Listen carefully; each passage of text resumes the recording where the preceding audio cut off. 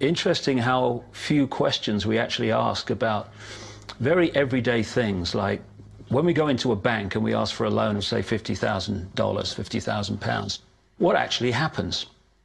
You see, most people live their lives based on a kind of vague image of what happens. What actually happens is you ask for £50,000, they type into your account £50,000. That's all they do. They don't mint any coins, they don't print any money, they don't move any precious metal anywhere. They just put £50,000 into your account on a computer screen. From that moment, you start paying interest on money that has never, does not, and will never exist. It turns out that banks actually have about 9 times as much money loaned out as they have on reserve in their vaults. This is possible because of what's referred to as fractional reserve lending. The way it works is that the Federal Reserve, or the central bank in any country, is legally allowed to determine the amount a bank must have on reserve. In the US, it's currently around 10%. So if you deposit $10,000 into the bank sets aside 10%, or $1,000, and then loans out the rest of your money. The way it works is, say another person comes into the bank and asks for a car loan of $9,000. At this moment, the bank loans out the $9,000 from your original deposit. It isn't there anymore.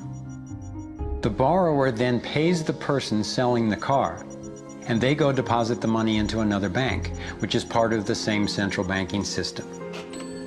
This $9,000 is treated as a new deposit, and the process continues. The money gets redeposited and reloaned until the initial deposit of $10,000 becomes $100,000. The banking system just created $90,000 by loaning out your money.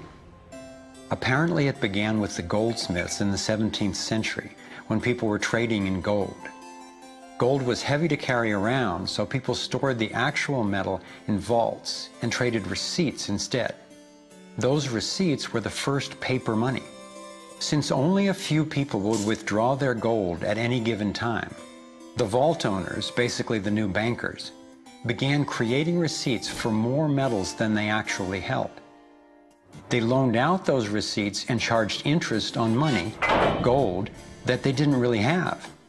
That's how our so-called fractional reserve system was born. In this system, the bankers get to make up money out of nothing, while the rest of us have to work hard to earn it. It has created a modern form of serfdom where the mass of society is now working to pay off their debt to the banks.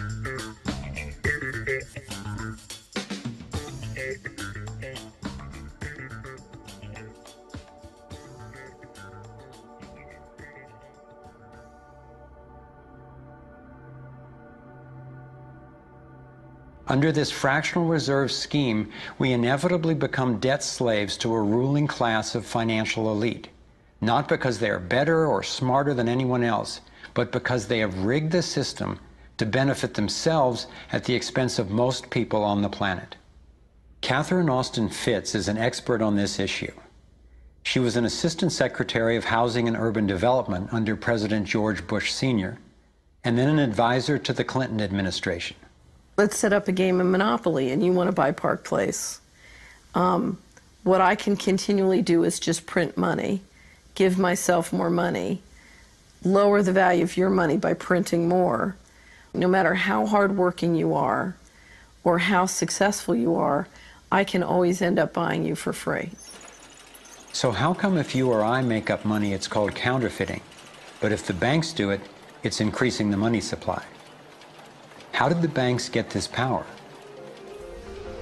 This is Jekyll Island, where in 1910, representatives from the Rockefellers, Rothschilds, Morgans, and other private bankers gathered secretly to draft the legislation that would create the Federal Reserve. Ed Griffin literally wrote the book on what happened at Jekyll Island. Central banks are banking cartels which have gone into partnership with the respective governments in the countries where they operate. And they've been given monopolistic power over the creation of the nation's money supply. That's what the politicians handed to them as a gift, you might say, for the partnership. Now, in return, what did the bankers do for the politicians? They promised to create money out of nothing, now that they've got this legal power to do it anytime the government needs it. And since 2008, we've witnessed the greatest fake money printing run in recorded history. This financial sleight of hand disguises the costs, hides who's to blame, and leaves us as debt slaves working to pay off the bill. I found it revealing that in the same year the Federal Reserve was founded, 1913, the Internal Revenue Service was also established. An income tax was then instigated so you and I would have to pay the politicians' debt plus interest to the bankers. The problem is we have a privately owned central bank system in the United States disguised as a government-owned system. Now, if you look in the telephone book here in the Washington, D.C. area, you look up for Federal Reserve in the blue government pages, it's not there. It's in the white pages right next to Federal Express. It's a privately owned central bank. What is the proper relationship, what should be the proper relationship between a chairman of the Fed and a president of the United States? Well, first of all, the Federal Reserve is an independent agency, and that means basically that there is no other agency of government which can overrule actions that we take. There is no other agency of government which can overrule actions that we take. We have a private bank that prints money on behalf of the Treasury. The Federal Reserve prints money on a debt-based system which creates scarcity. But it puts a group of insiders in a position of having access to all the data about the economy when we don't. So you have a small group of bankers who understand the data on how the money works in the economy, and it gives them the ability to print money in a way that the insiders are protected and everybody else is drained. After Catherine began exposing government corruption at the highest levels, the FBI raided her company and seized its assets. She was dragged through the courts for 10 years before being found innocent. So we've got the Federal Reserve, a privately owned corporation with a monopoly on creating money, but with no accountability, backed up by a government with a monopoly on force. The country got sold on the Fed as an institution that would help stabilize the economy and remain independent of politics. But in fact, in close to a century of existence, the Federal Reserve has done just the opposite. Since they took charge, we've been robbed through inflation, and the purchasing power of the dollar has declined more than 96%. And the wealth gap makes it clear most of the money is going to a very few.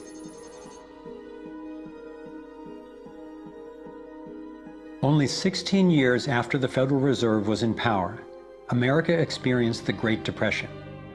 My research revealed that before the big crash in 1929, the elite bankers pulled their money out of the stock market.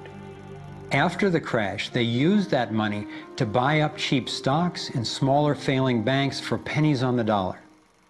Among the bankers who consolidated their wealth this way were the Rothschilds, Rockefellers, and Morgans. A similar scenario played out in the 2008 financial collapse, with the same bankers benefiting. In the years leading up to the collapse, the biggest banks, including Bank of America, Citigroup, and Chase, controlled by the Rothschilds, Rockefellers, and Morgans, were bundling and trading bad loans that they knew would eventually fail. It's like putting rotten oranges in a box and selling them as grade AAA. The bundlers of the debt knew it was only a matter of time before someone would open that box and see that the content was worthless, since they were the ones who packed the boxes in the first place. When the rotten oranges, what we hear about as unsound loans, derivatives, and credit default swaps, were finally discovered, everyone was impacted. People lost their homes, their jobs, their businesses, and their retirements. Meanwhile, the biggest banks who created the problem in the first place were the ones who got bailed out. Why's that? Why would the Federal Reserve give trillions to the banks even though the majority of Americans were against bailing them out? And why not help those most in need rather than the perpetrators of the financial collapse? My research led me to believe that the same people who created the Federal Reserve, the Rothschilds, the Rockefellers, and the Morgans, still control it, and they use this scheme to bail themselves out at our expense. Many of the banks created are still the most powerful lobby on Capitol Hill, and they, frankly, own the place. I'm convinced that the near collapse of the economy in 2008 resulted from an orchestrated pump and dump scheme designed and executed by the big bankers to consolidate wealth and power.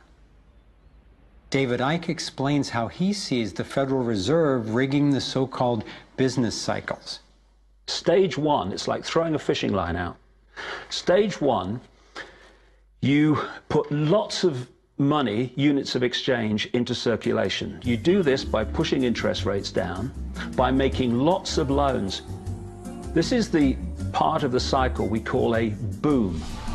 Because there's lots of units of exchange in circulation, there's lots of money changing hands.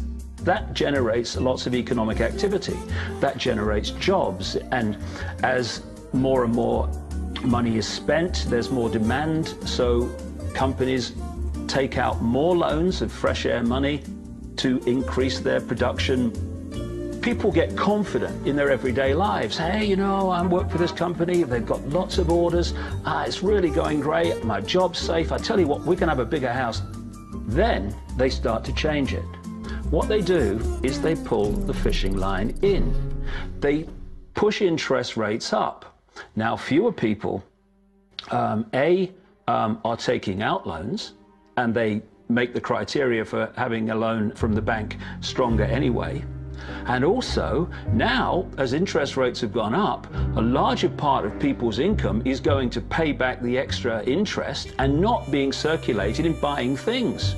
Suddenly, there's nothing like as much money in circulation, and therefore, fewer things are being bought. Companies start to go down in terms of their profits, they start to shed jobs, and they start to go out of business. People lose their jobs, they can't pay the mortgage anymore of the big house they took out in the good times.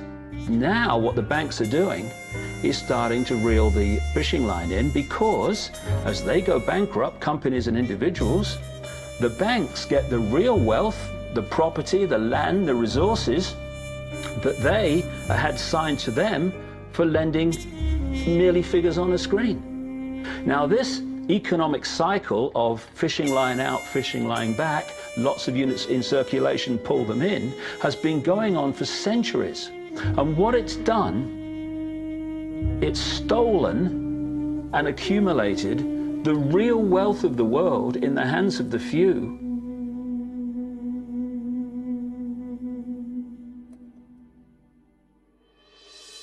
At the international level, central bankers use the World Bank and the International Monetary Fund to make more money while exploiting the resources of countries they lend to, bankrupting them in the process. The central bank of central banks is the Rothschild-created Bank for International Settlements. The elite are positioning themselves to control access to virtually everything we need to survive. No matter where you go in the world, the money is controlled by the banking system. They decide if people eat or if they don't eat. Who's a billionaire and who lives on less than $1 a day? He who controls the money controls the world, and a very few control the money.